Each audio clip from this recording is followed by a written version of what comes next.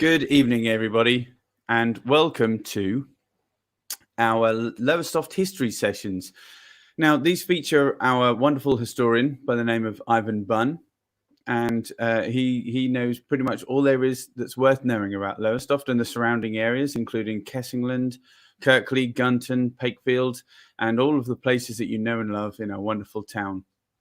Before I go to Ivan, I'm just going to mention a little bit about what it is that we do here. Now, we make these history sessions on behalf of the Rogues Shanty Chorus. The Rogues Shanty Chorus is a group of people that get together to celebrate the fishing industry, and particularly the music of the fishing industry that our East Coast, all around Lowestoft and the surrounding area of the Wash, relied upon once upon a time. Of course, the fishing industry is still there, but by a much smaller margin. And in the days when that industry was prevalent, the genre and the music that surrounded that work was king, really. And the Rogues Shanty Chorus, we meet to celebrate and to sing that associated music. As part of that, we've been very, very lucky to be supported financially by the People's Health Trust, part of the Active Communities program. And as we went into lockdown, they were very, very kind and instrumental in making sure that we were able to keep this provision open to people, even when we couldn't meet in person. And what that means is not only do we get to say hello to all of our regular rogues, but we also get to say hello to new rogues that we've collected and picked up along the way that have found us as we stream on Facebook, which may be where you are right now, and also as we stream on YouTube. A couple of people that are starting to tune in already and say good evening is Linda Boyce. She says, hi, Paul and everyone. Well, hello, Linda. Also, Terry Unnett, evening all. Chris Collins, one of our regular viewers, good evening all. Well, good evening, Chris. And of course, our wonderful Rosemary Bokett. Hello to you as well. She is one of our regular rogues and a very fine singer too. Without too much further ado, I'm going to introduce Ivan Bunn. He is presenting tonight's history session and slideshow, which is titled Changing Lowestoft. He's a very firm favourite with everybody, me included. So hello to Ivan Bunn. Hello, Ivan. Hi, Paul. Good evening, everybody. Nice to be back. A slightly different place tonight. So we're going to try it technically. Hopefully this is a little bit better. It's going to be better for me to see the presentation on screen. And welcome everyone. Thanks for coming along. Yeah, it's wonderful. And a few more people that have tuned in since you came on is Jackie Draper and presumably her husband Barry. Hello to you both. Hello to Jessica Anita Barth. Well, hi. Also to Susan Korkmaj. Hello everyone, she says. And Sue Day, one of our other regular rogues. Here again, she says, hi all. So, Ivan, changing Lowestoft. This is, I guess, a bit of a brief history of Lowestoft through the ages. Would that be right? No, it's not. It's not. My dear, now long departed friend Jack Rose used to do his old Lowestoft shows. Yes, now, the word old is relative. So where you're coming from. So what I'm doing tonight, as it's a series of snapshots of places that you hopefully will be familiar with in Lowestoft today, then have a look at what they were like in the past and how they've changed. So it's not, there's pictures of modern Lowestoft and then roughly the same place in old Lowestoft. But rather than call it old Lowestoft, I thought changing Lowestoft, and change happens all the time. And it's a question really to ask ourselves, how is it changed? And then follow that with the question, why has it changed? And finally, who's changing it? This is very popular that I do around the primary schools. The youngsters really like this. We're not going to do the question and answer thing tonight because I can't hear you or see what you're saying. So there'll be rhetorical questions, really. So I've got the best part, I think, about 55 slides. There's no real joined up history here. These are just individual snapshots of the changes that have taken place at various locations stretching from the north end of the town right through into Kirkley. I've left Alton Broad out of it. I'm hoping at some point I do a talk looking at the formation of Alton Broad from right back 12,000 years ago when Doggerland existed, coming right forward to the new East Suffolk Council. That's quite a long talk, but rather it'll be in two sections probably. So rather than bring too much Alton Broad in it, it's not because I don't like Alton Broad. It's because Alton Broad has a fascinating history of its own, incorporating parts of two older parishes, Carlton Caldwell and Alton.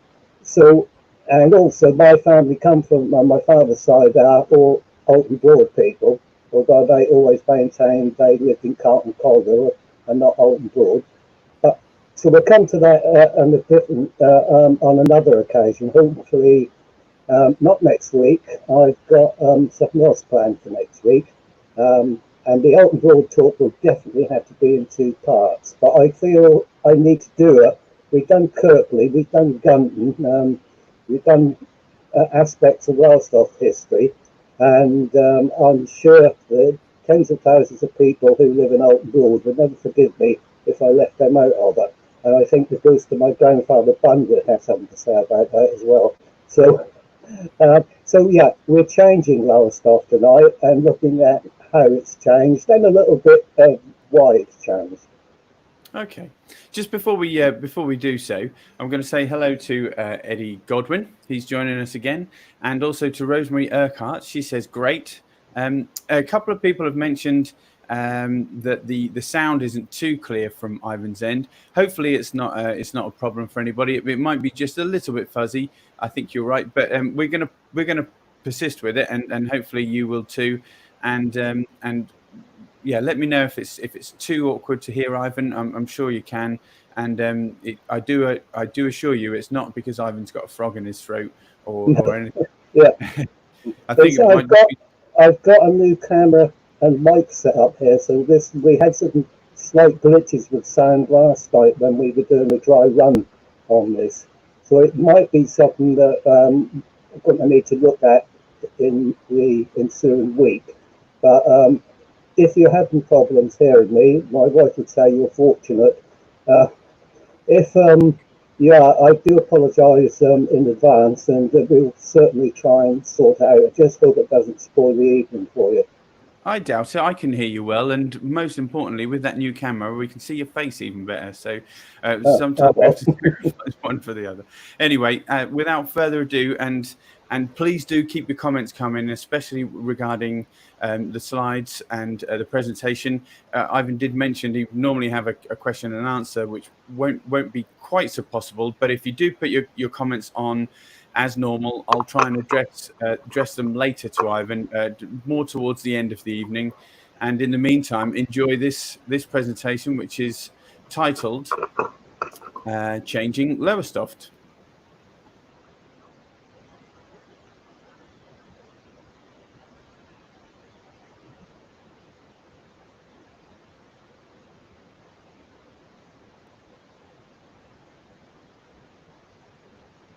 Right, we're ready to rock and roll, I hope. Paul, can you switch it to full screen for me, please? Thank you. Okay, so changing Lowestoft, as I said, and we're going to start at the north end of the town and work our way southwards. Most of the slides, the photographs will change automatically if I've done my homework, but I will have to ask Paul every time we need to change to the new slide.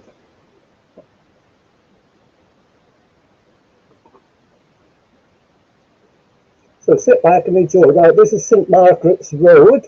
If I put my glasses on, I can actually see the screen as well. If you look in the far distance, you see on the left-hand side a white building, and you'll see just in front of that by the parked cars a sloping roof. keep an eye on that, because that's the only key to what you're going to see. The view of a photograph about 140 years ago. That's exactly the same view. You can see the spire of St Margaret's Church there, the windmill long since gone, and that sloping roof is in actual fact the mill house, which is still there today. If you walk along St Margaret's Road, you'll be able to still see the mill house there. Obviously the road has been widened and metalled, but at this time the road wasn't actually known as St Margaret's Road, it was called Church Lane. So that's the very first slide. We'll just leave it on the screen a couple of seconds longer for you to have a look, just to marvel really how in 140 years, 2 lifetimes, that little corner of Lowestoft has changed. We go on to the next slide, please. Again, this is for familiar view to everybody. This is Bellevue Park, obviously, opened on the 25th of May 1874 on the site of a triangular piece of common land. There's the common land, and this is more or less the same view as the one that the modern view that you just saw. We're standing at the top of Cart Store, looking due north, and that's the park before it was there, just an open piece of scrubland. The big houses at the back are in the process of being erected, and who that is sitting on there, I don't know.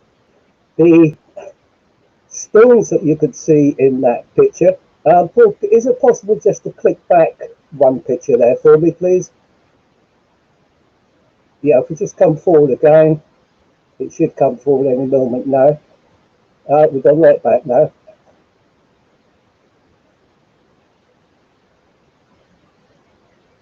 So, as I said, the pile of stones that you could see in the picture there, they're known as the beacon stones. They're the remains of a beacon that was erected there in 1588. A line of beacons along this coast that were going to be lit should the Spanish invade. That's all that's left of them, but traditionally they're known as the witches' stones. According to local legend, Amy Callender, one of the local witches who was hanged as a witch in 1662, those who saw one of my earlier talks would be quite familiar with those. According to local tradition, she sat on the top of these stones and cursed people as they walked by, and the tradition is that she still appears in a ghost-like form late at night, sitting on the top of what's really become known these days as the witches' stones. So we go to the next slide. I had to mix some of these from Google Street View. This is looking down past the garage, the north end of High Street, looking down towards the High Street, and there's a view more or less from the same place. The garage now stands back on the site of the school on the right. That's the Cunningham Girls' School. That was built in 1877 by the rector of Lowestoft, Francis Cunningham, and it was demolished in 1926, and a small garage was erected on the site. Beyond that, the large tall building that you can see, that's one of the principal inns of Lowestoft. That was the Dolphin, and it was a principal inn of the town in the 16th, 17th, 18th, and even through to the 19th century. The Dolphin stood there. So that's a view looking south down the High Street, where today there's nothing. So if we move to the next slide, please, Paul.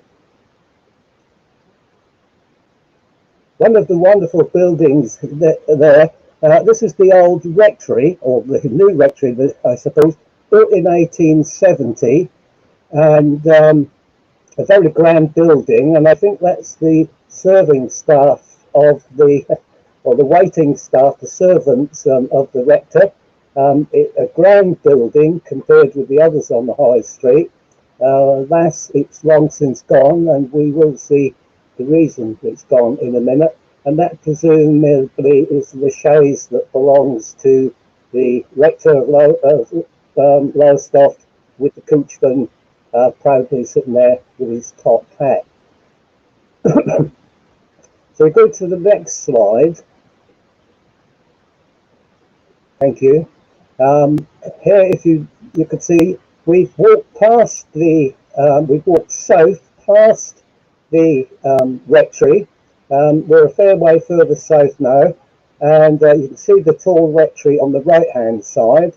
If you look on the left-hand side, you can see what appears to be a building that's half demolished.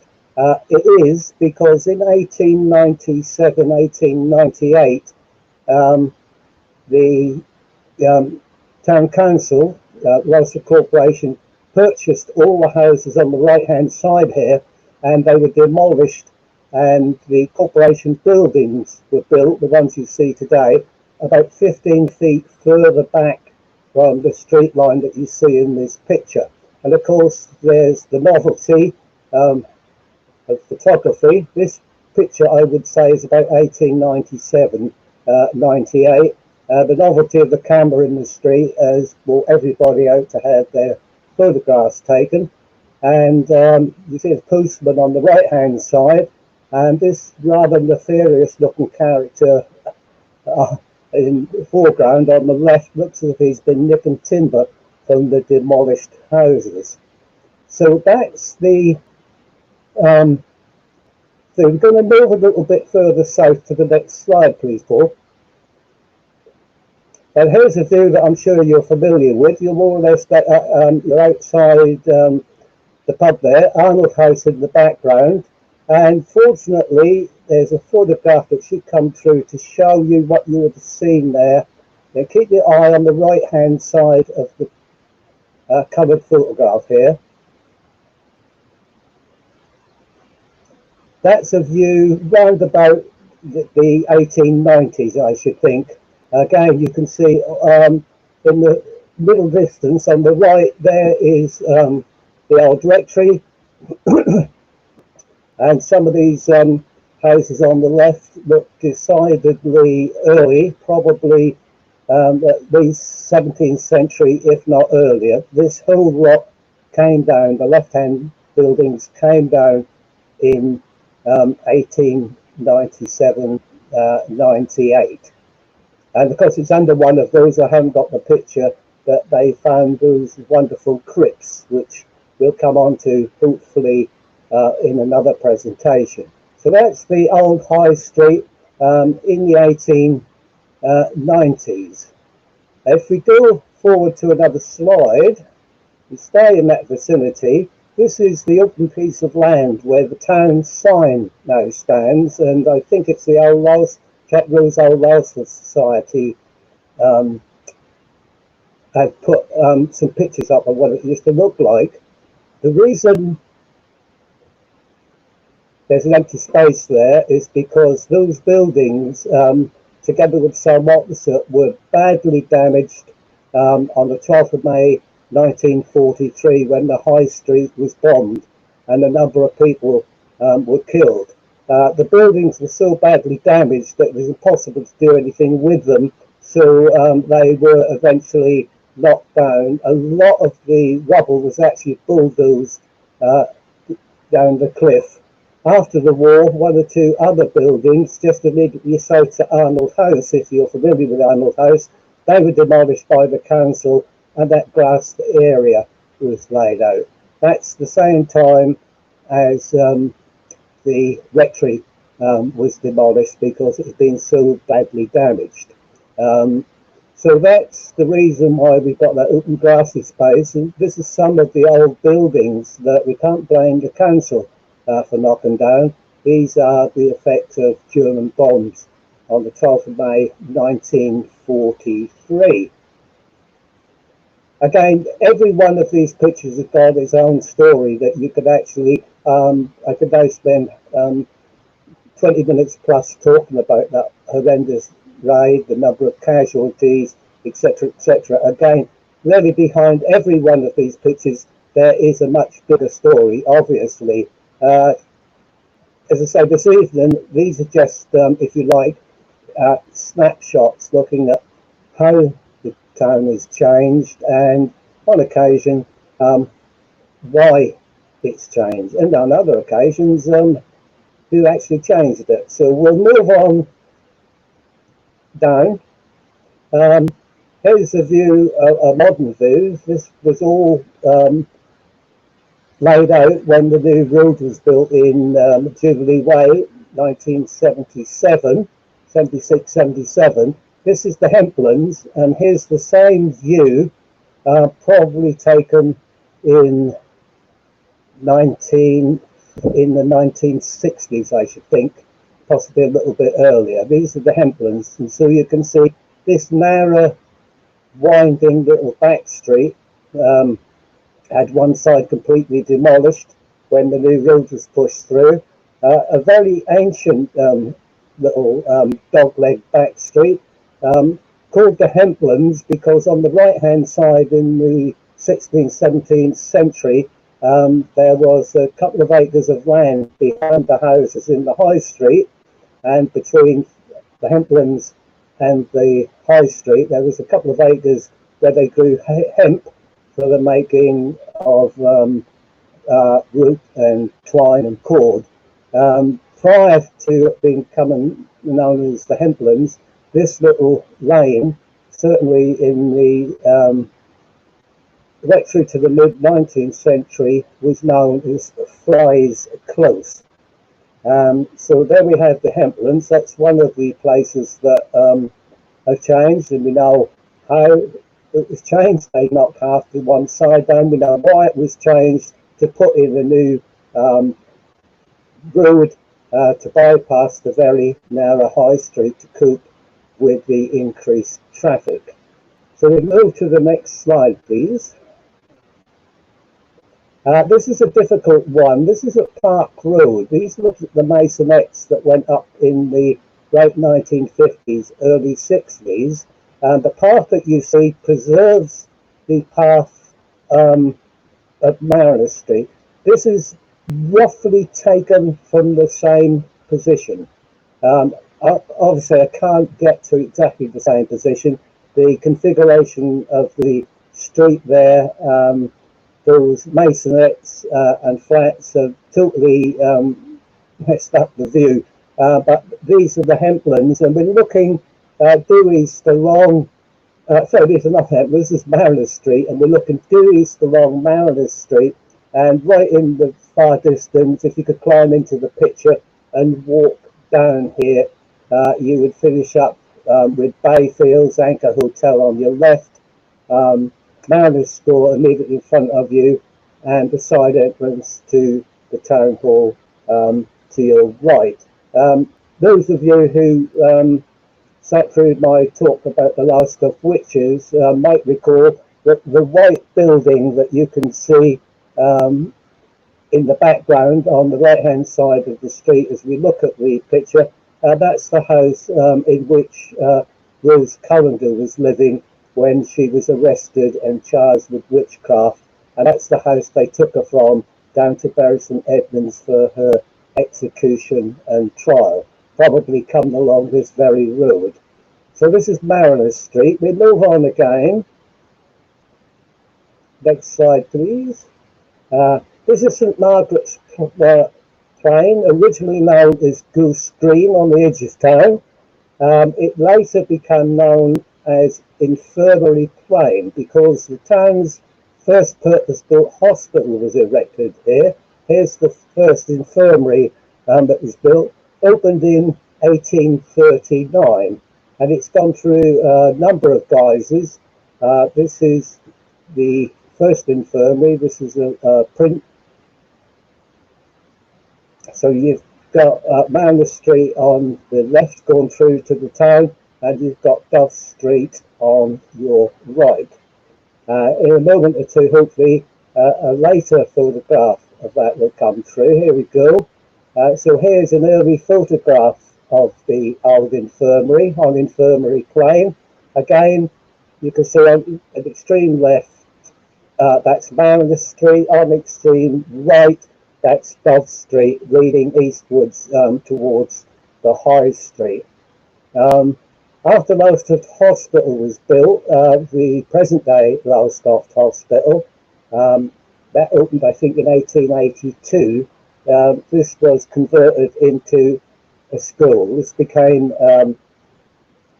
St Margaret's School, and you can see in the background on the left, you can no longer see down Mariner Street because the masonettes are in the course of being built. And the hospital, the infirmary, is actually, the first floor has been raised quite extensively and totally configured. I got a feeling it was at one time in the 1960s used, after it ceased to be used as a school. I think the St John's Ambulance people had their headquarters there as well. So that's Infirmary Plain. At one point, apparently, Infirmary Plain, St Margaret's Plain, was known as Cage Green because there was a big metal cage built on the green, presumably in front of the infirmary, where they used to stick drunkards that had been arrested. So the story goes. So that's St Margaret's Plain, Cage Green, Infirmary Plain, and way back in the 17th and early 18th century, it's known as Goose Green, on the extreme edge, western edge of the town. That's why the pub just around the corner that we're going to come to in a moment. If we change slides, please. That's why the pub there, looking out over St Margaret's Plain, on the very edge of town. When it was built there, it was the first pub you came to when you came into Lowestoft, and the last one coming out of Lowestoft, hence the name First and Last. This is a much earlier photograph taken more or less in the same place. This is where the present lounge and car park now are. And if you look to the extreme right, you can see at the edge of a white building, the very eastern end of the white building, that's the original First and Last pub.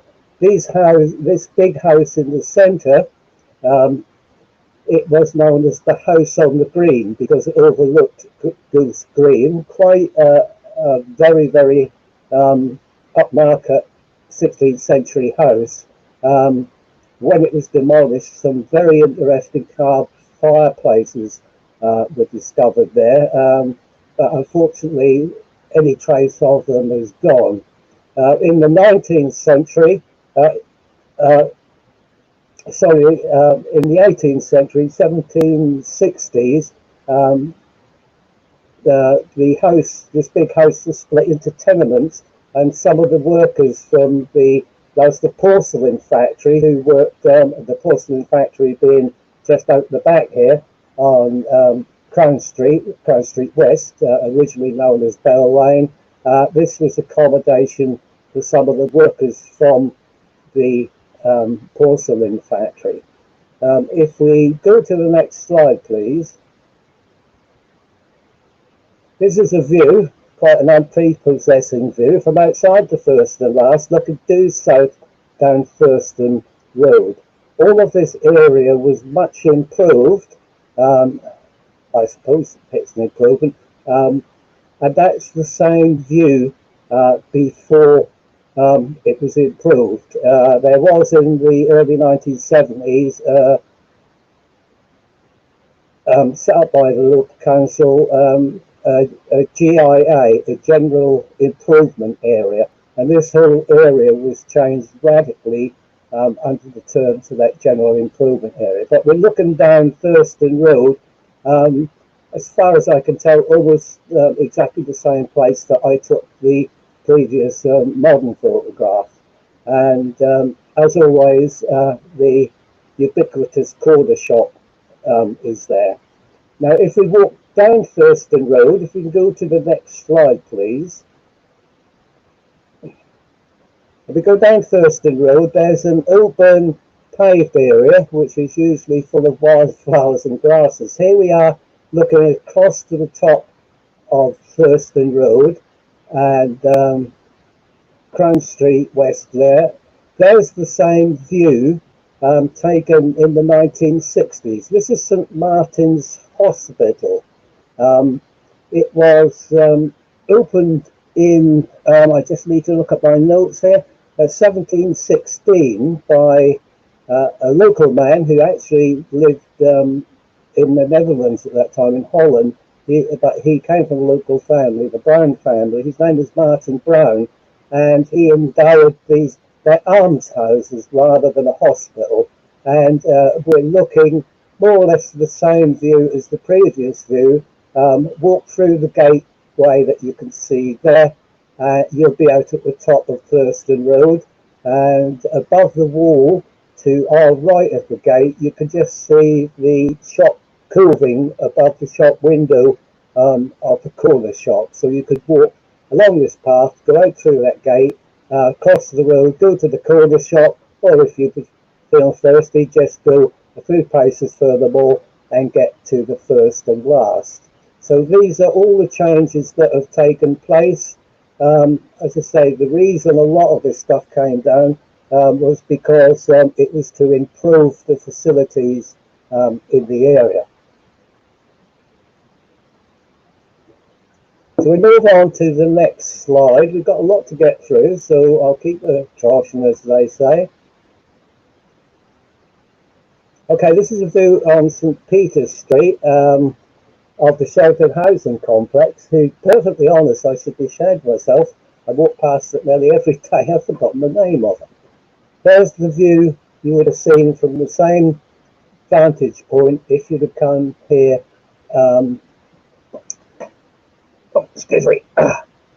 before 1975. This is St Peter's Chapel. It was actually erected in 1833 on what was then known as Beccles Road. It changed its name to St Peter's Street later after the chapel was built and dedicated. And Beccles Road, obviously that's the way out to Alton Broad, Buckford Bridge, and then eventually take you to Beccles. That's why it was called the Beccles Road. St Peter's Chapel, as I say, demolished in 1975. It was actually built because, as you know, if you're a local person, St Margaret's Church is a good 3/4 of a mile across the fields, or would have been back in the day, from the main settlement on the cliff top in Lowestoft. And in inclement weather, because of the springs around the area covered by Church Green, it was very, very difficult for the townsfolk to get across the fields to go to St Margaret's Church, to the parish church. And so the church had this chapel of ease built, so that people had no excuse on a Sunday not to attend church, no matter what the weather was like. They could go to St Peter's Chapel. Excuse me while I just have a mouthful of this.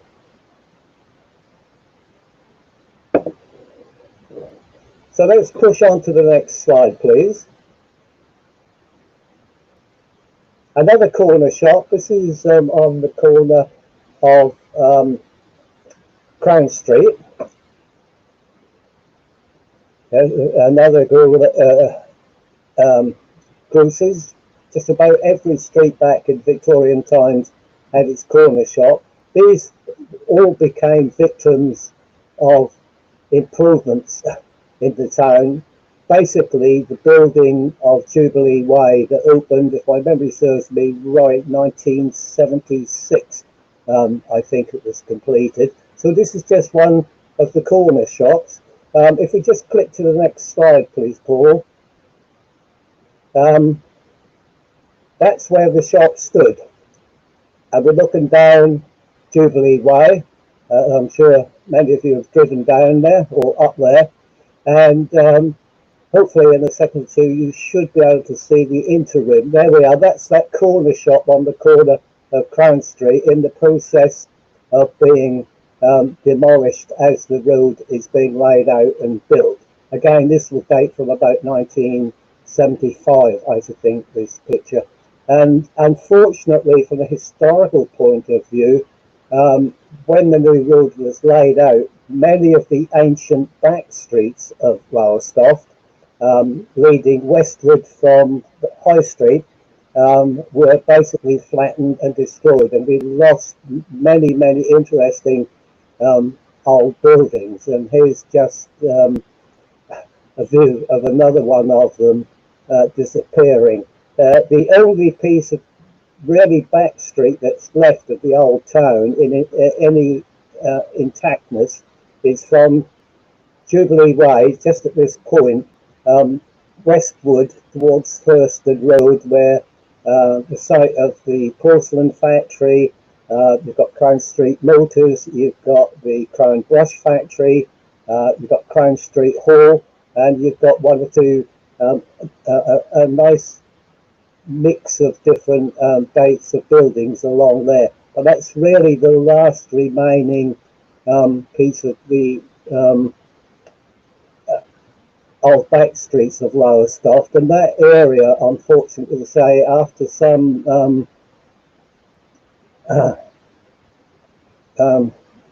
after getting onto the town council, or the district council it was back in about 7 or 8 years ago, that stretch of the old remaining old back street has now been put into part of, or is part of, the North Lowestoft conservation area. So there is a conservation order on that part of the street, so hopefully we won't see anything knocked down there.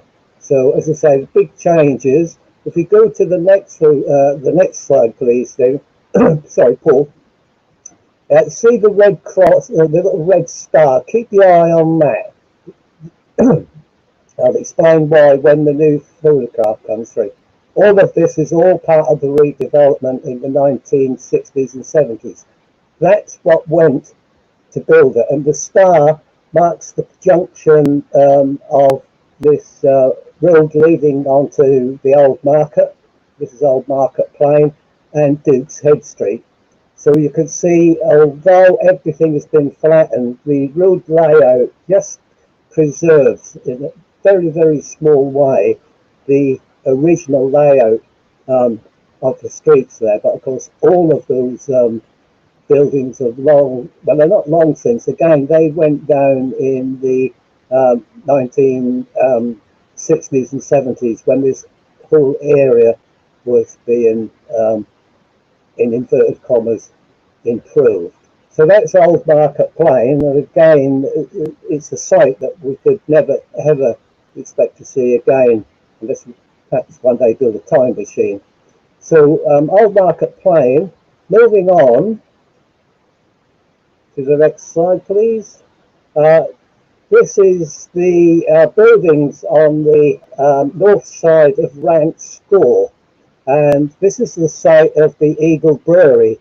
And a lot of the old Victorian brewery buildings were incorporated, as you can see, into these modern, that I think was a furniture warehouse. You've got the bowling alley down there.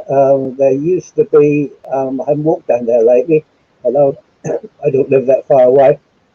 I think there was the place where they did the t-shirts and what have you. But this is Lowestoft's biggest and grandest brewery, Youngman and Preston's Eagle Brewery. And as I said, from the previous picture, you can see that although a lot of it has gone, parts of it have been included into the modern configuration of the buildings there. So it's a Youngman and Preston's Eagle Brewery at Rant Score, on the north side of Rant Score. Mr. Youngman, who I think became the first mayor of Lowestoft, he lived in a great big posh house. It's still there, just overlooking the brewery on the high street. So Youngman Preston Brewery, rank score. And we move on to the next slide.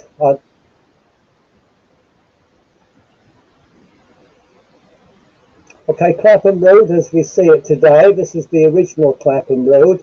I've tried to take this photograph roughly where the following photograph was taken. There's many of us in the town, I'm sure, can remember the demolition of all the houses on the left-hand side here, and the controversial building of the so-called Berlin Wall to separate Clapham Road, North as it became known, from the new Catholic Way. And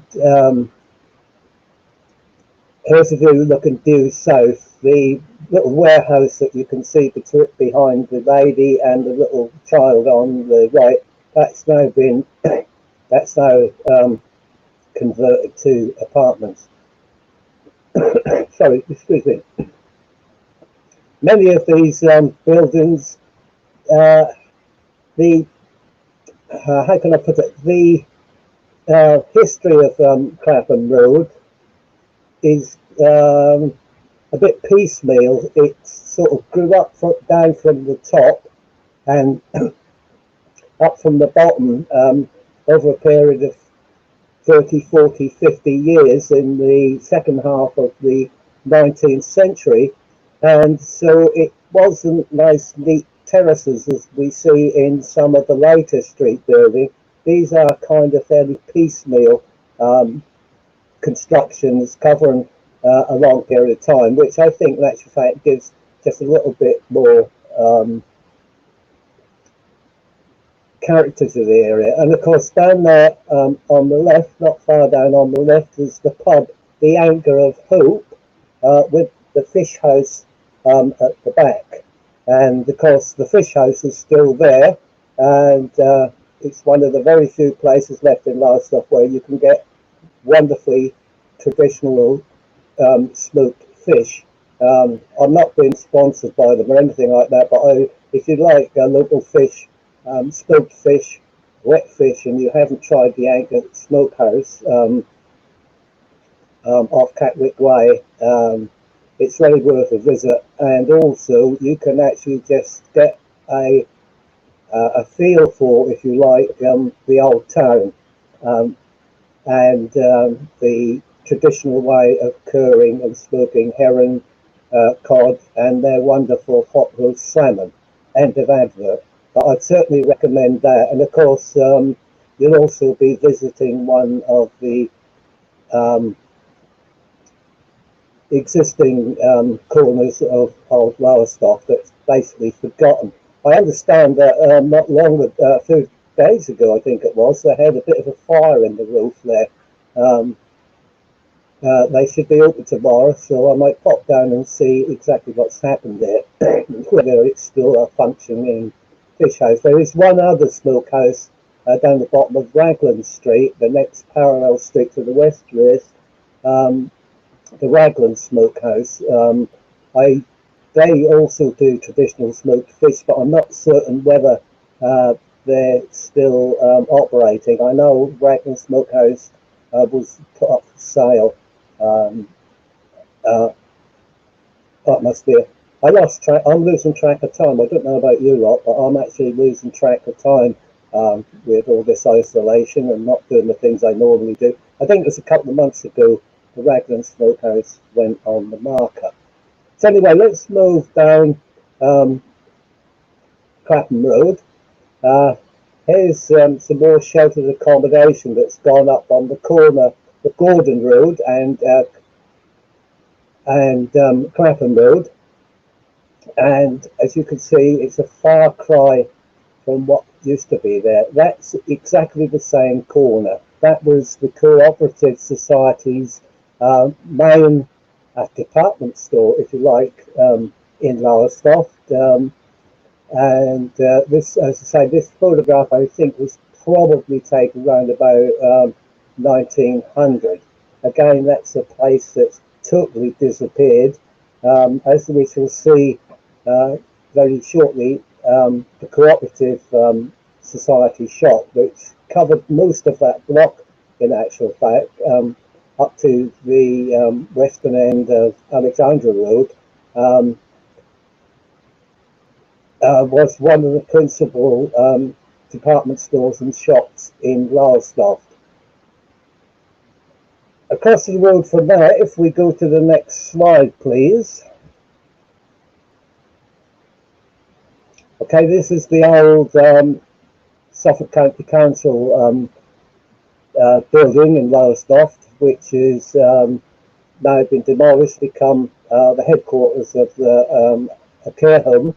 And this is the same view taken, as I say, round about, well, I can date it. It's, I'm just trying to get, I've got some notes here of dates. I've got to an age where I can't remember dates very well. This is probably post, well, that's post 1905 or so. There's the Technical College there, sitting on the site of the old County Council building, and across the road from that, you can just see the further up.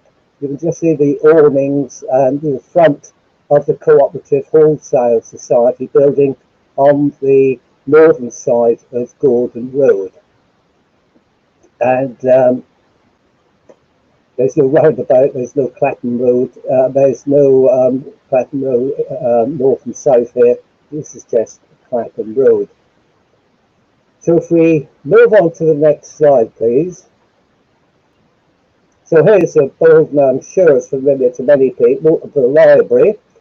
This replaced an earlier building that stood not quite on this site, just a little bit further to the north, and we should have a picture of that coming up. Here we are. This is the Carnegie Free Library. Wonderful building. It was built by a grant of £6,000 from the philanthropist Andrew Carnegie. Andrew Carnegie, he was Scottish by birth, but he was one of the wealthiest steel makers in America, and he gave away towards the end of his life £350 million, and £6,000 of that paid for that library to be built, Carnegie Library. Unfortunately, the Technical College and the Cooperative Wholesale shop further up the road were destroyed by direct hits from German bombs on the 3rd of July 1940, one of the first air raids on the town. And this is the remains of that wonderful Carnegie Library.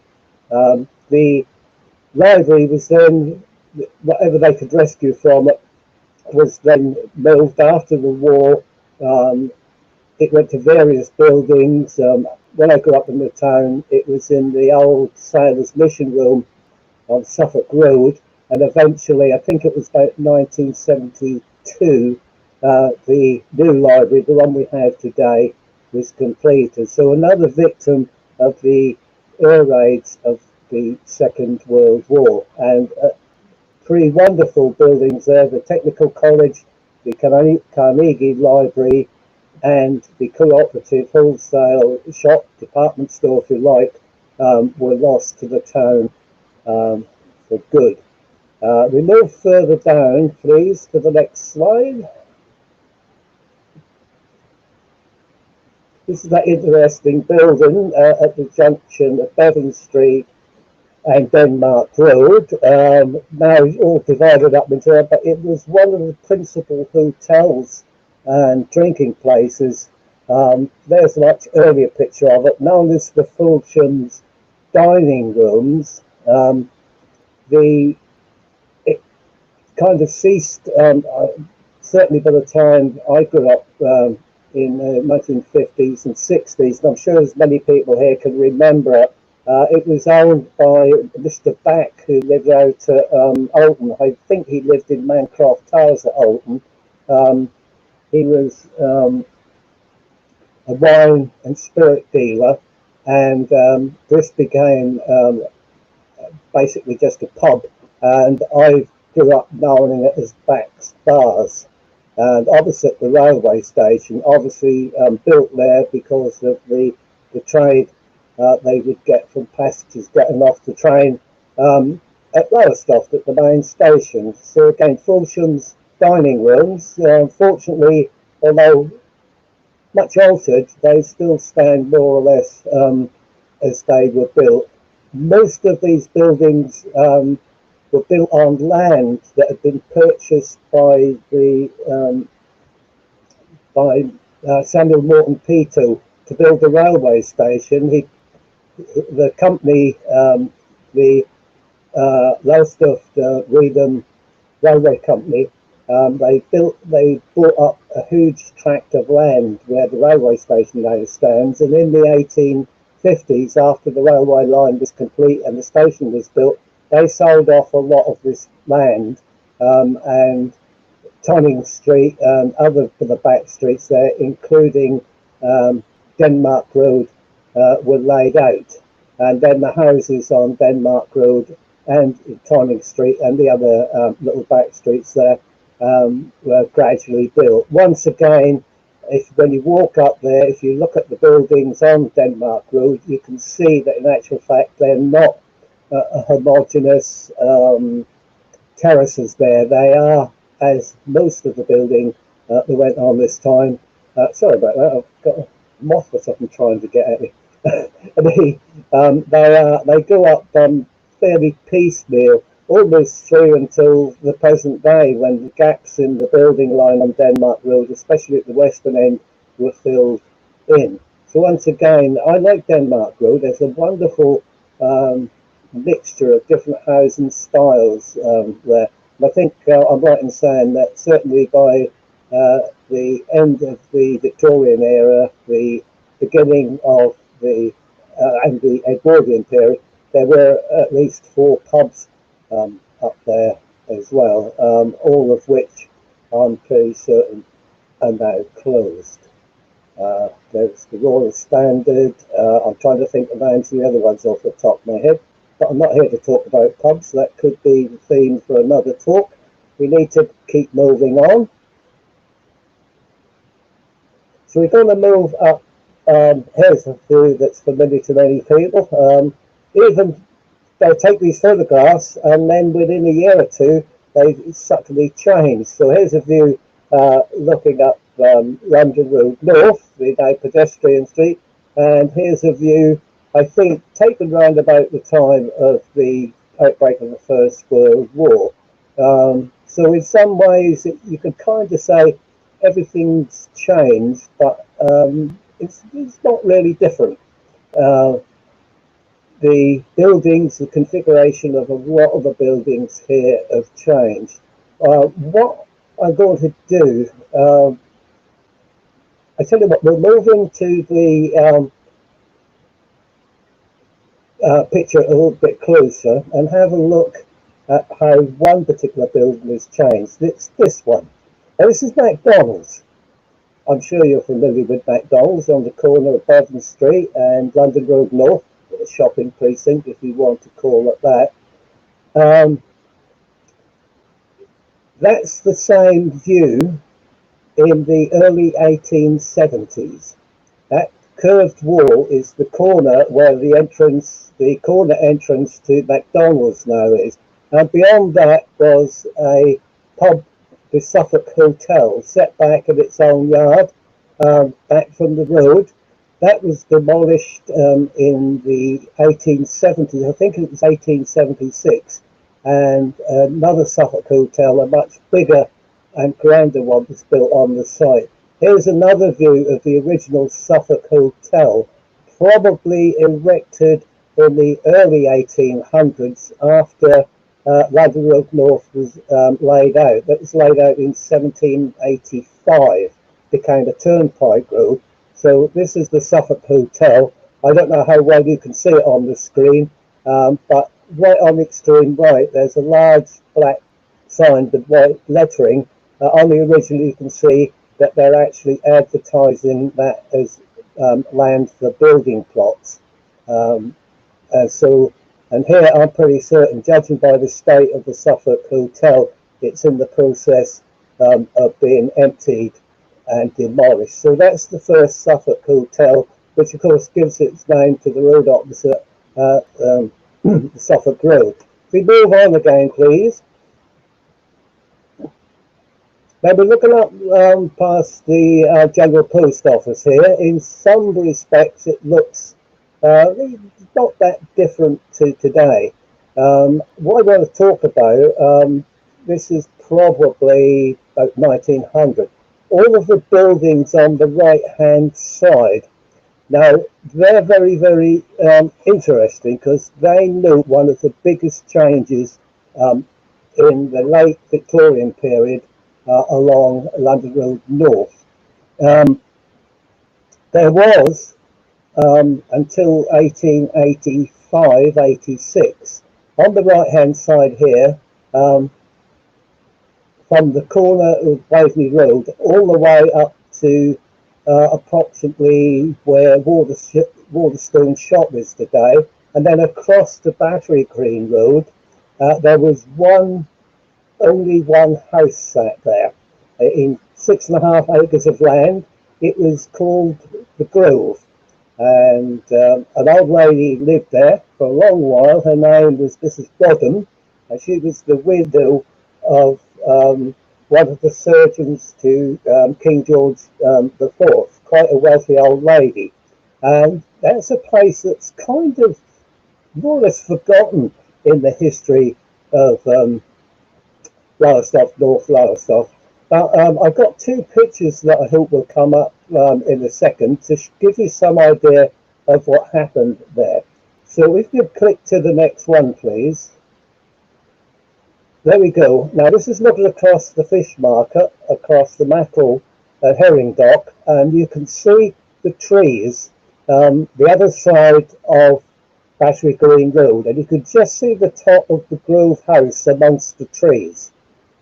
That's where Grove Road and Beach Road are today. And Mrs. Rodham actually died in June 1884, and the property was inherited. And the person, after there was a lot of dispute about who owned it, but we won't go there. The Grove is a history of its own. But it was actually inherited by some very distant relatives of hers who lived in London. They didn't want it, so on 15th of July 1885, the estate was put up for auction, and the public hall at Lowestoft, more of which later, and it was sold eventually. The whole estate there was sold for £20,000 to Richard Smith, who actually owned the big Suffolk Hotel that had been built to replace the old one. And by October 1885, only a few months after it was sold, the house was demolished and the trees were cleared. And to give you some idea of what was gotten rid of there, amongst the lots that were sold were 100 elm, birch, beech and poplar trees, the ones that we saw on the early photograph. They were all chopped down and sold. And on the 21st of October, a fortnight later, the second sale of materials arising from the demolition and clearance was held on the site, and another 100 mature elm trees were chopped down. And then in November 1885, another 150 mature trees were chopped down, mainly elm again, and they were sold.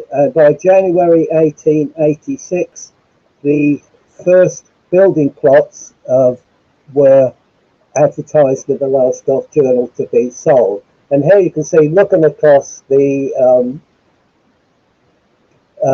the dock there, the Mackerel Herring Dock, you could see some of the first houses that are going up on that site. Quite interestingly, almost dead central in the far, far distance, you can see the spire of St Margaret's Church, the highest point in the town, and then to our right of that, just again on the skyline, you can see the sails of the windmill that we saw on the first slide. So that's the Grove Estate, and we'll push on to our next slide because I've still got a lot of ground to cover. Again, things changed. This is the Britain Centre when it was actually still had market stalls on. They've all been cleared. Really ought to go and take another photograph, but it's a job to keep up with the changes. Here's a photograph that I took just before everything was cleared. The Prairie. This was a public road that ran from London Road North westward with some quite nice little artisans' houses built on the northern side.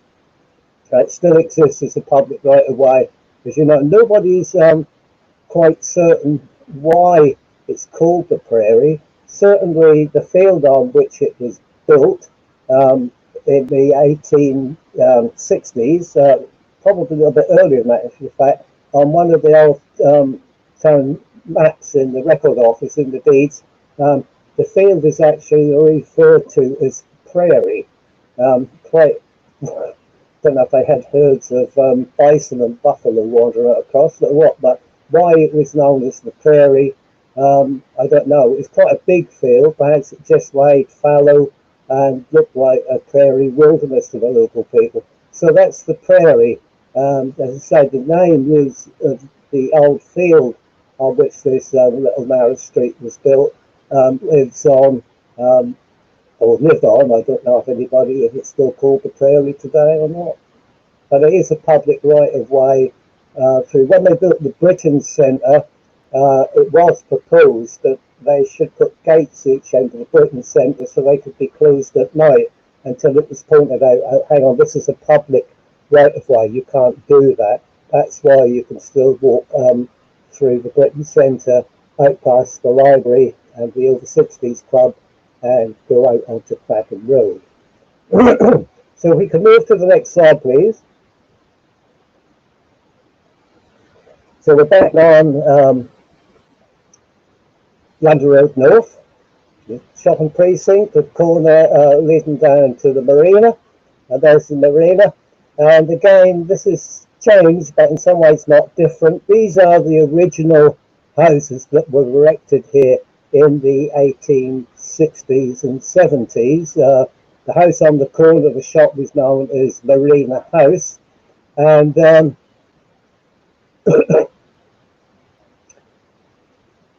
so we've gotten what was once just a turnpike road in 1785. As more and more people move in, as more and more houses are built in the town, the demand for shops and shopping becomes greater. More and more large shopping establishments are erected. And so this is one block that went up. Again, the date is uncertain. It's very difficult actually to date buildings unless somebody's thought to put a date tablet on them when they erect them. But judging by maps, these are certainly have gone up by the 1870s, if not a little bit earlier. I'm getting dreadful at dates. That's why I had to have these notes here, not because I can never remember the darn dates anymore. I've got too many dates going around in my head. So we go to the next slide, please.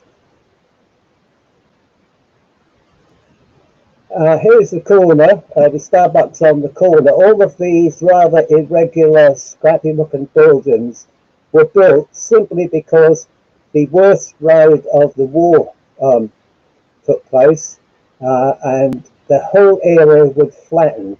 13th of January 1942, 70 people were killed when bombs were dropped on that part of the street. This is the view today, looking towards the corner of the marina. That's roughly where, or was exactly where Starbucks stands today. Became known as the Waller's Raid, and is still known as the Waller's Raid. There is a plaque on the wall just into the marina, acknowledging that fact and remembering all the people who were killed there. Waller's restaurant took a direct hit. Many people in the restaurant were killed, and it became known as the Waller's Raid. The buildings that are erected there, unlike those rather nice sort of Gothic-looking Victorian buildings, the town, like the country, was basically in 1945-46 impoverished. There was just not materials to build posh houses, so they had to utilise what they had with concrete and flat roofs. There's a distinct shortage of timber, so we get that rather bitty sort of look to the street instead of the nice terraces that were there in Victorian times. Again, the history of the destruction of just the High Street is a talk on its own. Sorry, not the High Street, the London Road North and the High Street is a talk on its own. One that obviously I don't want to go into detail with because I still got a lot of ground to cover. So if we move on again, please, Paul. And here's another view outside Sports Direct. We'll come back to the site of Sports Direct in a moment. Some things don't change in Lowestoft. By the late Victorian Edwardian period, Lowestoft was a prosperous town. And here's a view, photograph taken probably around about 1905, 1906, looking at exactly the same direction as the previous modern photograph. I think there must be a sale on in that shop, judging by the number of ladies there clamouring to get into the shop. So, as I say, some things change, architecture change, buildings change, the use of buildings change, but I think the people will always be consumers and want to buy things. So that's another view. That's just outside, opposite where, well, it's not there now, is it? Where what used to be Woolworths stood. Okay, let's move on up the street to another view, please. No, we don't. Sorry, I know where we're going next. We're going to turn into Gordon Road. We just turned into Gordon Road. I don't know how many are familiar with this. This is sort of the back side entrance, if that's the right word, to what used to be Tesco's. Another chains. Tesco's are gone. This is where the bakery used to be. And what was demolished to make this little car park and extend Tesco's? Well, hopefully, through the magic of this machine, we should be able to see in a moment.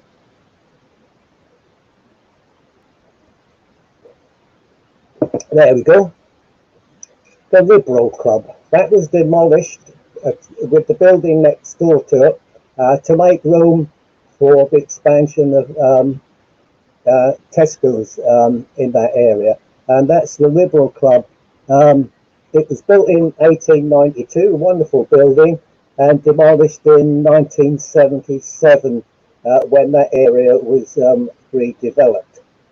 Obviously, there weren't enough Liberals left in Lowestoft to warrant having a club, perhaps.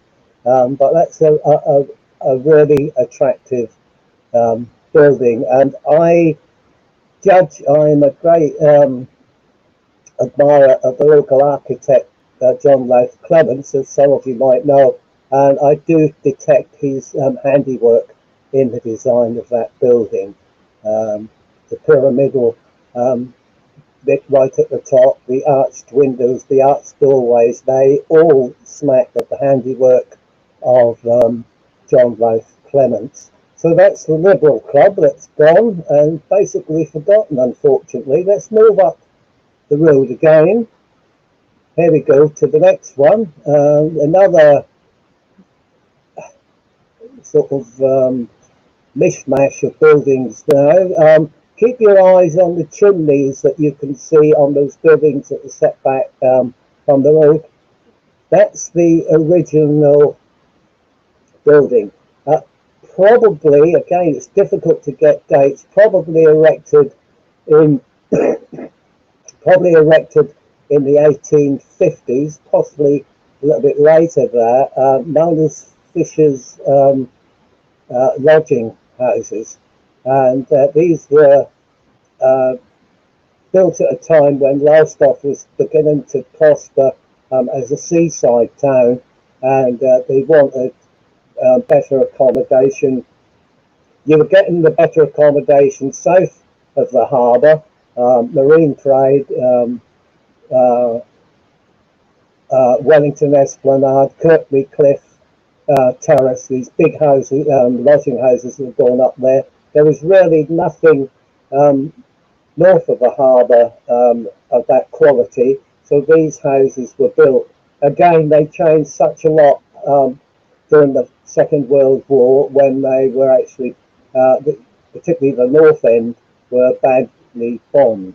The little archway that you see right at the foreground on the right, that's the entrance to the school playground of the British school that stood there at one time. So that's Fisher's lodging houses. Moving on up the road slightly, and not quite. This is a view looking back down the road, as I'm sure you're familiar with that view. Again, it's one that I took 2 or 3 years ago, and everything has evolved a little bit. But here's a view taken. It's a job to date this. I should say, judging by the gas lights, I should say it's possibly around about the First World War, perhaps even a bit later than that. The church that you see there, the tall spire, that's the United Free Methodist Church, built in 1878 and was demolished in 1956 because it suffered quite badly from the damage from the bombs that fell in that area. That wasn't actually it itself. And that's the corner where Sports Direct now stands. And the wall that you see on the right-hand side, this is the distance, that's actually the wall in front of Fisher's lodging houses. If we go on to my next slide, please, Paul. This building, I'm sure you're familiar with, Norton Prescott, the office of Norton Prescott, the solicitors. An interesting building. The triangular gable end, here's a much earlier picture of it. The triangular end, gable end of that building is in actual fact the a farmhouse owned by the Ward family, who farmed all the land around there before the road was laid out, for London Road North was laid out, and it was known as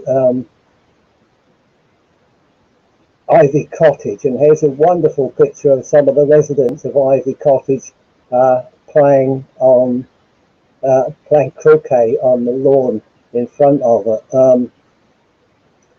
Interestingly enough, the guy who lived there at this time, I forget his surname, his Christian name, he was one of the Norton family, and he was in actual fact a solicitor.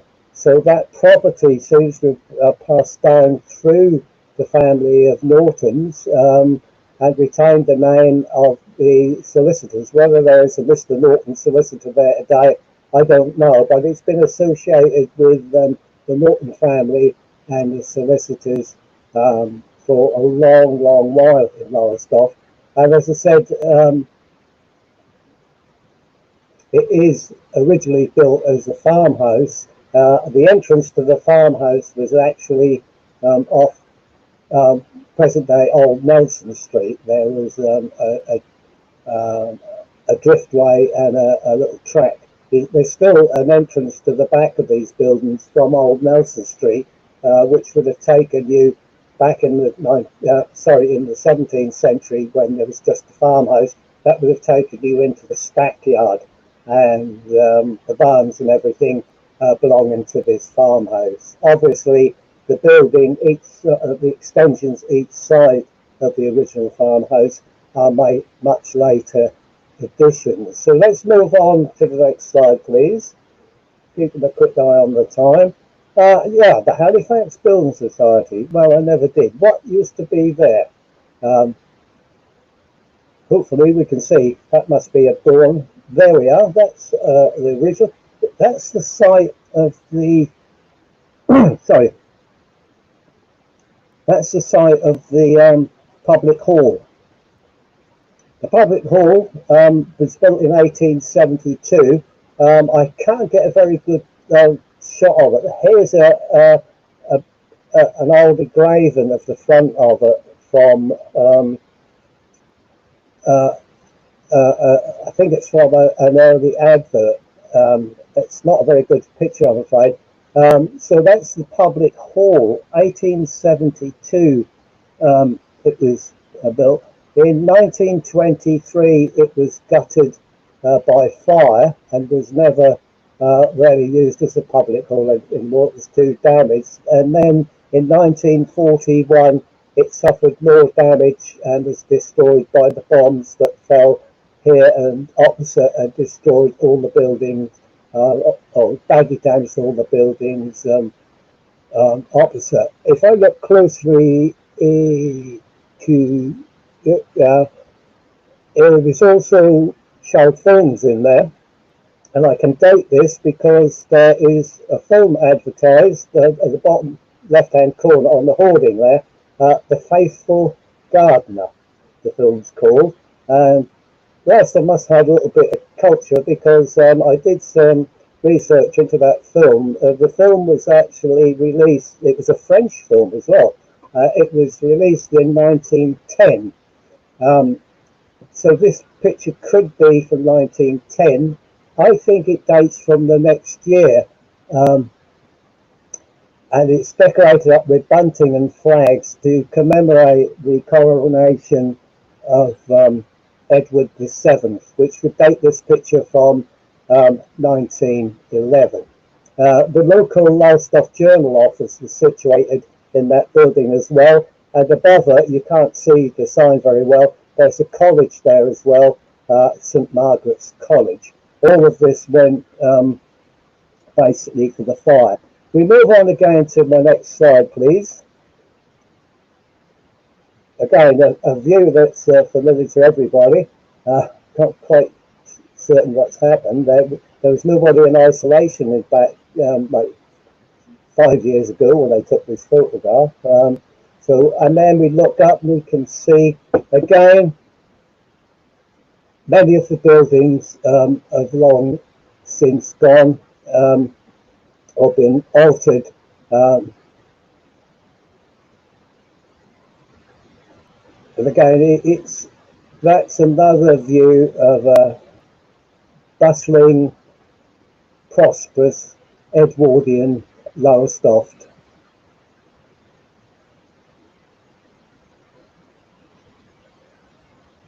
So pushing on to the next slide, please. Old Nelson Street, dreary old Nelson Street now. Very busy old Nelson Street, but again, go back, what, like 100 years? A little bit more. Here's the view down old Nelson Street. Then for more or less the same viewpoint that I took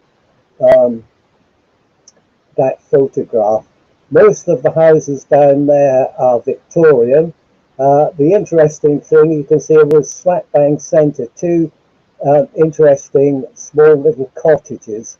Those are certainly sat there in isolation at one point and probably date back to the 17th century, if not further. So that's old Nelson Street. It got its name because it was originally called Nelson Street, and then they laid out the streets next to the north of the railway station. One of them was called Nelson Street, and they suddenly realised we've got two Nelson Streets, so they renamed this one. This was in the 1850s, 60s. they renamed this one Old Nelson Street, but it still became confusing. So Nelson Street, the one off at the far end of Towning Street, and you're familiar with the area, that had its name changed to Trafalgar Street. Obviously, Trafalgar, Nelson go hand in hand, but nobody thought to change the name down of Old Nelson Street back to Nelson Street, so it stays as Old Nelson Street. Okay, if we go down to the next slide, please. So here's a view again, it's familiar, although I took this a few year or two back. This is Christchurch. I always get the date of this wrong. I think it was 1862 it was built. And here's a view of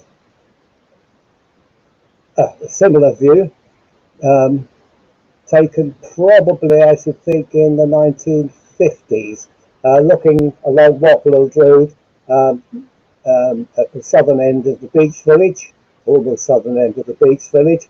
I'm not going to do a lot about the beach village this evening because that's another talk in its own right, but those of you who are not familiar with the beach village will have to wait for that one. But you can see some of the houses there. If we move to the next slide, so here's the corner again, looking across the Carpet Kingdom, and again, fortunately, because I knew where the next photograph was taken, I could take a similar shot. So here's one taken from almost exactly the same viewpoint, looking north along Watlow Road. And again, this looks to me certainly late 50s, I should think. The buildings all look derelict and dilapidated. This is just prior to the demolition, I should think. I'm sure if my late friend Jack Rose was here, I think this is actually one of these photographs, and he could give me a much harder date on this. As I said, I'm not going to talk about the beach village in particular. This is just snapshots of the area because I've still got a fair bit of ground I want to cover. So if we move on again, please.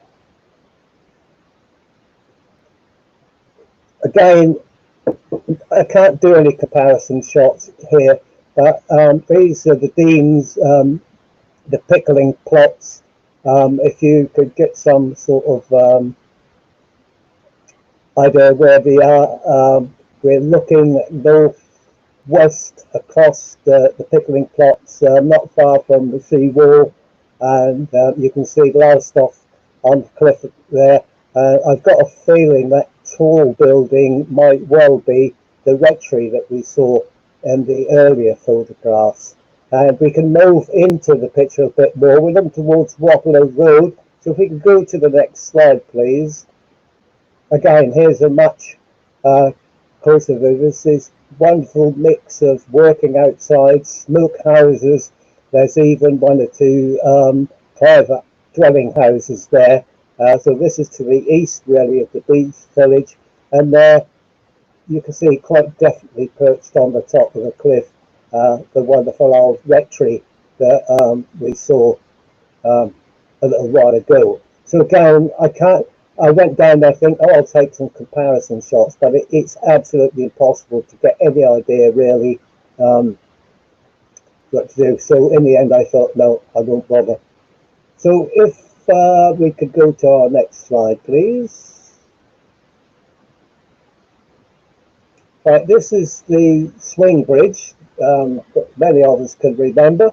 1890, sorry about that, I keep getting buzzed by a moth. 1897 this was built, put into place to replace the earlier bridge that was there in 1830, the first bridge when the first cut was made, linking Lake Lothing with the sea. So this is the second swing bridge. It had to be built because the earlier swing bridge was so narrow and there was more and more traffic about by 1897 that they needed a wider bridge. So if we go to the next slide, please. So we'll have a look at the old bridge. So here's a view. Again, I actually took this off Google Street View, so I apologise for the quality. I'm sure many people are familiar with that.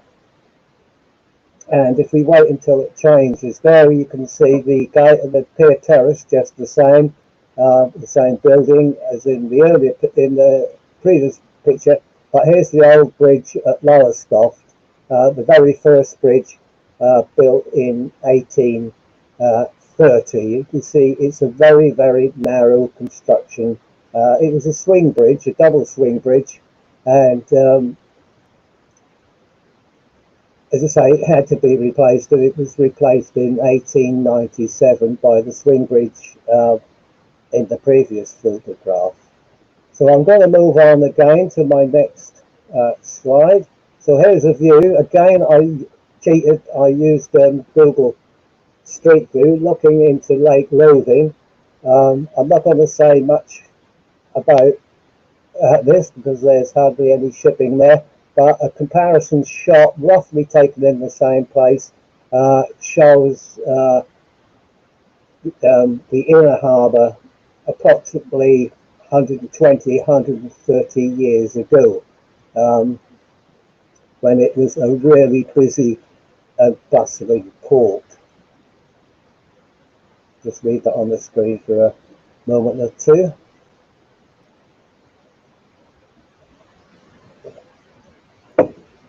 And more quickly on, I want to show one or two more pictures. Here we have the Palace Cinema, opened on the 14th of July 1913, destroyed by a fire in 1966, and totally demolished in March 1977. So this is the Palace Cinema. I can remember going to the pictures there, but that grand front didn't seem to be open when I was a kid. You had to go in round on Pier Terrace and go into the corner there. But that's a purpose-built cinema in Lowestoft. So if we can pass to the next slide, please. So here you can see the building on the right that you can see is now iconic. This is looking from Royal Plain towards Iconic, the restaurant, and you can see the gap where the Palace Cinema was built, and beyond that St John's Church. That gap is where the stables were for the Royal Hotel stood.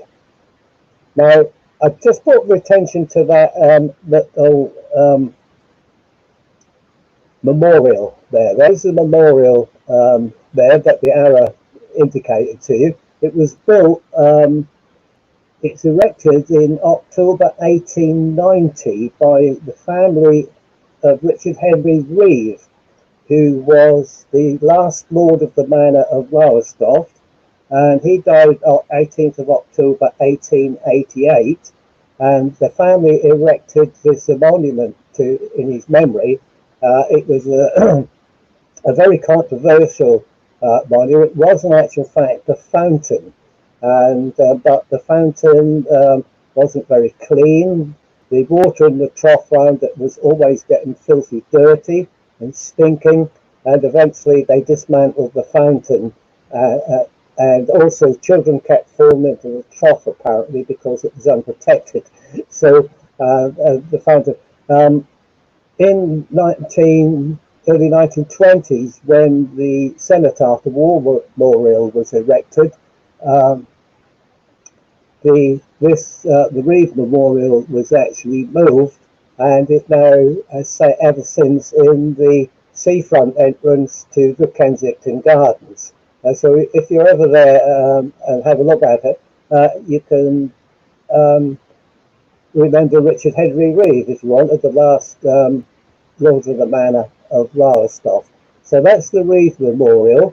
We'll pass on to the next slide, please. Keep an eye on the time. So here's the grand entrance to the Royal Hotel, opened in 1849, demolished in 1973. And my fondest memory of that was in the ballroom, which I think is this flat building here on the right. I actually saw the Rolling Stones in there, and I can't even remember what date it was, 1963, I think, possibly. And so that's the grand entrance to the Royal Hotel, erected in 1849. I'm going to push on to my next slide, please. Okay, another place that's changed beyond all recognition. This is South Pier, the entrance to the South Pier from Royal Plain. I'm sure everyone's familiar with that from time to time. Here's a view looking from one of the upstairs windows of the Royal Hotel, looking across Royal Plain. The large horse-drawn buses there, you could hire, well, you couldn't hire them, you could buy a seat on them, and they would take you on tours of Lowestoft up to Bellevue Park, south into Patefield, and they were very, very popular. And you can see in the background, behind the carts, this great throng of people, the yacht base, and you can see the original entrance to the South Pier. And if we just pop to the next slide, I think it's on the next slide, there's the original entrance to South Pier.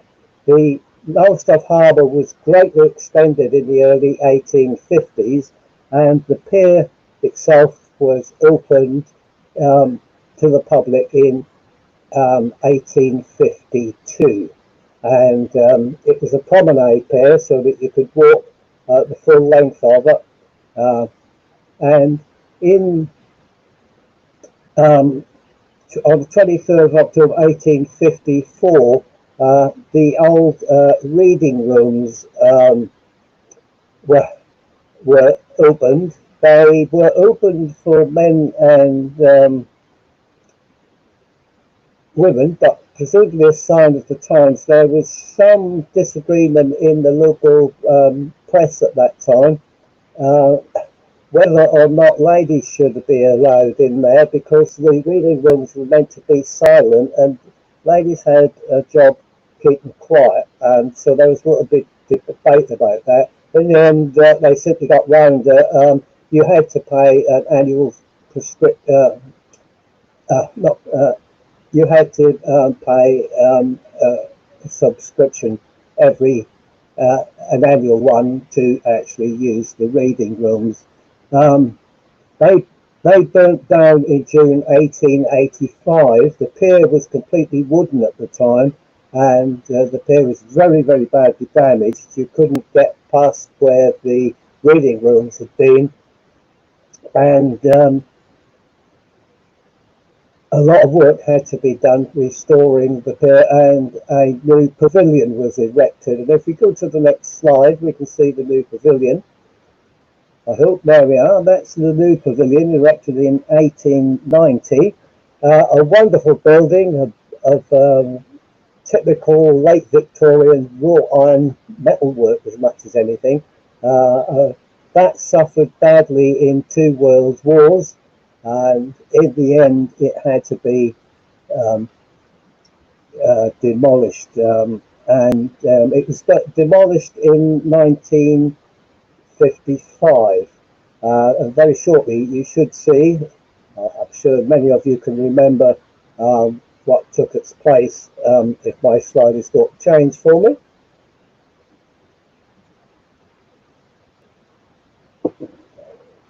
There we go. This is the new South Pier Pavilion, opened by the Duke of Edinburgh in 1956, demolished eventually in 1989. Another place in Lowestoft in the 1960s, where I saw the Rolling Stones. I was a Rolling Stones fan, and as this is about change in Lowestoft, and we all changed, there's a picture of me at the top of the Space Tower. A lot of people have said they didn't know or ever call it the Space Tower, but I certainly grew up in the town knowing it as the Safe Pair Pavilion and the Space Tower. So that's a photograph of me standing in the northeastern corner of the balcony at the top of the Space Tower. Again, that all had to come down because it was just not used. It was becoming more and more derelict, and as I said, it was demolished in 1989. We're going to move on briefly. I've nearly reached the end of the talk now. I'm sorry if we're going a bit quick through this. So here's a typical view today. East Point Pavilion there on the right, another concept. I don't know why it is so many buildings that get built in Lowestoft turn it on modernist, try to be controversial. And here's a view of the posh side of the Royal Hotel with the balconies overlooking the sea. The Royal Hotel actually had an extra story added to it not long after it was built. I think it was for 1851 they stuck that extra story on there. Then, of course, you've got all those wonderful first-rate lodging houses that were laid upon along the Esplanade. Again, the history of the Esplanade is a fascinating one. And again, if I'm spared long enough, I could perhaps do a talk about the history of the early seafront. The lodging houses, all of this were, in fact, Samuel Morton Peter's brainchild. I think the Esplanade that he built was 650 yards long. If we, sorry, I was just getting buzzed by a moth again. If we, perhaps I shouldn't enter my wallet. Here's again, I apologise for the poor quality of this picture. That's another one I took off the street view. If we have a look down, yeah, it should change in a few moments to get a lovely earlier photograph. There we are. That's a photograph looking from the extreme southern end of Peter's Esplanade, a parade road safe you see the entrance to. So we're basically outside the Hatfield Hotel, and those are wonderful lodging houses leading you down the Esplanade to the Royal Hotel. And of course things change as well, and I couldn't resist with this one. I hope it's going to pop up for me in a moment. There we go. That family group, I thought that was a wonderful family group, taken around about 1900, I should think. That's probably the nurse, I should think, taking the family, little ones out for a walk there in their Sunday best, and one of them's got her, she's got a little walking cane, and there's the little one in the pram, and I just couldn't resist putting that one in because I just like that picture a lot. And I do wonder, two of the children there are little boys round about their age of, say, 5 or 6. And if this is taken around about 1900, those two lads would almost certainly have served in the First World War. And I often wonder who they were and what became of them. We're going to move on now to the next slide. Almost to the end of them. Here we have Clermont Pier. The Clermont Pier opened 1903, if my memory serves me. That a private enterprise. The reason I'm showing the pier is not to talk about the history of the pier. What's sort of forgotten is the fact that there was a huge theatre built on the pier. It opened in July 1928. And it could seat 1,000 people. Judging by the detail of here, I should think this picture might well have been taken in July 1928, because looking at it closely through a magnifying glass, it looks as if builders are putting the final touches to it, or possibly doing some repair work on it, because I would imagine in heavy weather and strong winds it would have been quite vulnerable. It existed there, as far as I can make out, until 1940, when the pier was taken over by the military, and the middle section is chopped out to stop enemy ships landing there. So that's the Claremont Pier Theatre, July 1928 to circa 1940. We move on to the next slide, please. Again, this is one from Google. Again, it's just to show how things have changed. So this is the approach road of the Claremont Road with our back to Claremont Pier. And there's a wonderful view.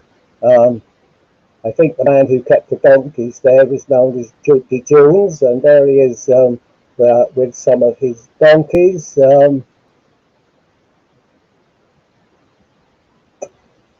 The scene we'll never see again, although the buildings in the background haven't really changed whatsoever. Right, I've just looked at the time, and I can see that I've actually come to the end of this talk. I'm sorry if I've had to garble it a little bit. I've got one more slide to show you. We take the donkeys and we put them down on the beach where they belong, on the sands. And this is my final scenes that we'll never really see again, because down this part of the beach, much of it has now disappeared, and we've got rocks and boulders there and all sorts of differences. But there, I like this picture. I don't know, it's redolent of an age that seemed to have been a little bit quieter. And there's Cedric Seagull that's just popped up to tell me it's time I have to finish this talk. So thanks everybody who's managed to stay the course with me. And we haven't quite finished yet. I'm sure we've got one or two more things to say about what's going to be happening, but I'll hand you back to Paul and say thanks again for seeing me through the course. Well, thank you very much, Ivan. That really was wonderful. And we've had several comments. It's ever so warm. It's such a warm night, isn't it? It's very muggy. Yeah, I'm actually perspiring. I haven't doing anything. Actually, but it was a wonderful talk. And as I said, so many comments. A lot of people recognizing their own spaces and places within it. And a lot of commentary on the buildings as well, and how they looked then compared to now. Now, Susan Korkmash, she says, beautiful buildings knocked down for modern monstrosities. Well, I'm sure that's not an isolated view. A lot of people feel the same way, I'm sure. But then perhaps, in history, people would have looked on those beautiful buildings prior to that as also monstrosities. I guess a lot of taste and fashion. I think the problem, if I could just say, I think the problem is as well, I think a lot of it isn't due to sort of an ill-thinking town or district council, even the county council. I think, as I thought I've tried to point out in one or two cases, buildings do have a tendency to outlive their usefulness. The Royal Hotel had to come down because nobody could afford to bring it up to the right standards for health and safety, for fire precautions, to rewire the whole building, replumb the whole thing. It just wasn't viable anymore. And of course, we're looking at a time when the town is trying to be progressive and looking forward. So I'm not making excuses for anything. I adore some of those buildings going as well, but I think we have to see them in a context. And I agree with what Susan said. Some of those could have been kept, but then with hindsight. The cinema, the palace that you showed, what a stunning facade to that, really, wasn't it? Yeah.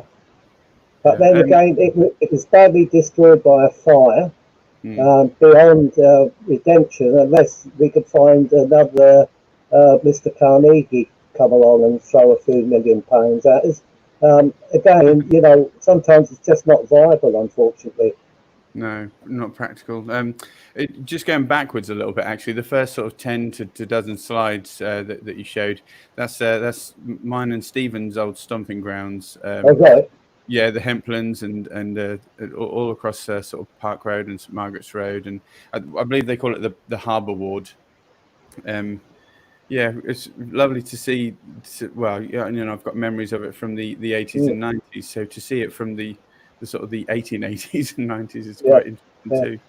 I didn't realise it covered that area. I didn't put them there intentionally. I put them in because some of those pictures are quite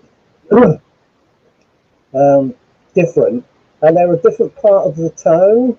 Hmm. They're, instead of the same old pictures of the same old places, I did try and put one or two pictures up tonight, or more than one or two, of places that people wouldn't have seen or been familiar with. Yeah, well, I loved it. I tell you who else did. Jerry Poole.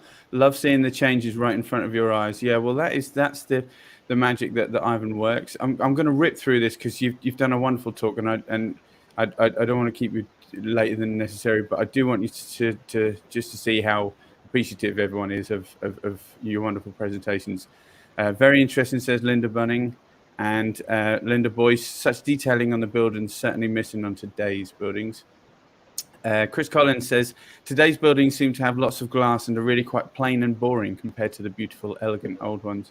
Yeah, I absolutely agree with that. Susan Corkmash, my parents lived in a flat where Tesco now stands.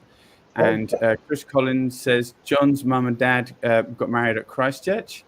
Um, Linda Mighall, my granddad worked on the swing bridge. And Linda Boyce, she says you weren't the only one that saw the stones, Ivan. She saw them too. And I'm very jealous of you both, if I'm honest. Just to round it off, she also says thank you, lovely talk. Thanks, Ivan, from Jackie Draper and Barry Draper. Another great evening. Karen Harris says thank you, Ivan. Chris Collins, thank you so much, Ivan. Another terrific talk, and so pleased to hear this one. And one from Sue Day. Thank you, Ivan and Paul. Appreciated horse-drawn transport shown. Now, I happen to know Sue Day. Sue Day is very interested in horse-drawn transport, and mainly because she's been a very active participant in such a pastime. Just the final comment I'm going to mention is, hi, at last remembered you were on. Had a fascinating and enjoyable evening. This is Kevin Fox. He says, thank you for your time and effort. What a lot of lovely buildings we have lost. The the subtitles are hilarious, especially when the South Pier became South Korea. Thanks again.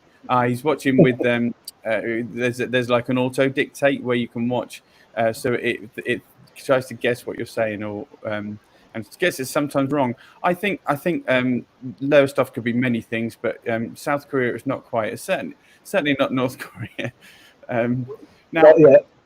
not yet. It has been a fascinating, wonderful evening. But I am just going to say this because I think this is going to be even more so. Coming up next Monday, that's Monday the 3rd of August, Ivan will be doing a talk, a presentation titled Oliver Cromwell and Lowestoft. Now, I know a little bit about this, but ever such a small amount, but enough to pique my interest.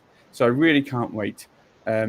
Really can't wait to see more of that. I hope it's me and not Stephen, because I'm looking forward to it. And it depends who wins the fight.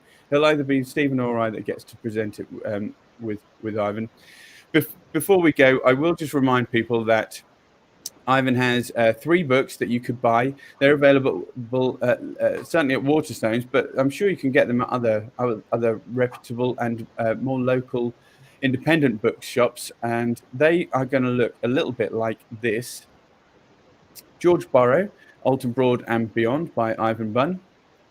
There's Haunted Lowestoft, a return to Haunted Lowestoft, which is by Ivan Bunn and Henry Baker. Now, this is featuring where witches once walked. We had a little touch on the Witch's Stone tonight, and a little bit more of witches. This one's called A Trial of Witches by Gilbert Geiss and Ivan Bunn. So all 3 of those books are available, and they're every bit as interesting as Ivan's talks are.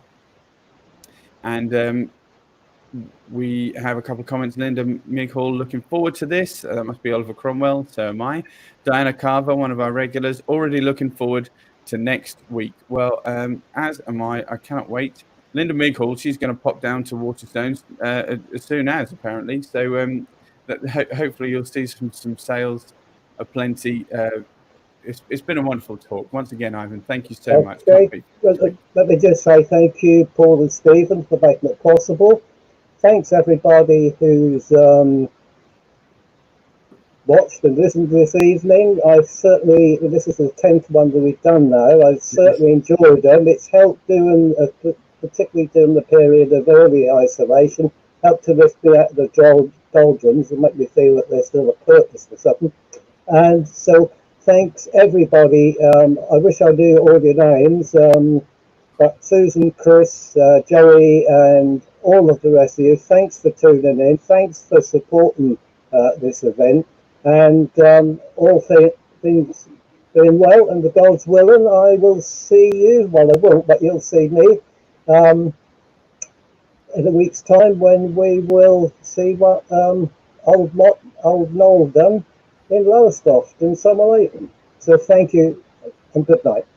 Great, thanks, Ivan. Take care, everyone, and we look forward to seeing you all as soon as we can. Stay safe and do tune in next Monday, or tune into our shanty sessions. Stephen will be hosting them tomorrow on the regular time of 7:30. You can join us on Facebook. You can join us on YouTube. Just join us one way or another. Thank you.